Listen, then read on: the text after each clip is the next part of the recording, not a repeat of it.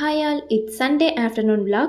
Sunday lunch பருப்பு ரசமும் chicken சிந்தாமணியும் தான். சிக்கன் சிந்தாமணிக்கு மெயின் இன்க்ரீடியண்ட்டே சின்ன வெங்காயம் தான். எண்ணெய் நல்லா சூடானதும் பட்டை, கிராம்பு, கொஞ்சமாக சோம்பு, நெக்ஸ்ட் பொடியை நறுக்குன்னு சின்ன வெங்காயம், கருவேப்பிலை, 10-15 வரமிளகாய் இதையெல்லாம் எடுத்துட்டு சின்னதாக கட் பண்ணி சேர்த்துக்கோங்க. நெக்ஸ்ட் ஒரு ஸ்பூன் இஞ்சி பூண்டு பேஸ்ட் சேர்த்து எல்லாத்தையும் நல்லா வதக்கிக்கோங்க. கொஞ்சமாக மஞ்சள் தூள், கலருக்காக காஷ்மீரி சில்லி பவுடர், தேவையான அளவு உப்பு, நெக்ஸ்ட் சிக்கன், இது எல்லாத்தையும் சேர்த்து நல்லா பரட்டி விட்டுக்கோங்க.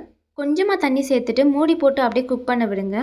சிக்கன்லேயே தண்ணி ரிலீஸ் ஆகி நல்லா குக் ஆகிடும். அடிக்கடி இந்த மாதிரி பரட்டி மட்டும் விட்டுக்கோங்க. சிக்கன் நல்லா குக் ஆனதும் லாஸ்ட்டாக கொத்தமல்லி இலை ஆட் பண்ணிக்கோங்க. Chicken Chintamani ready.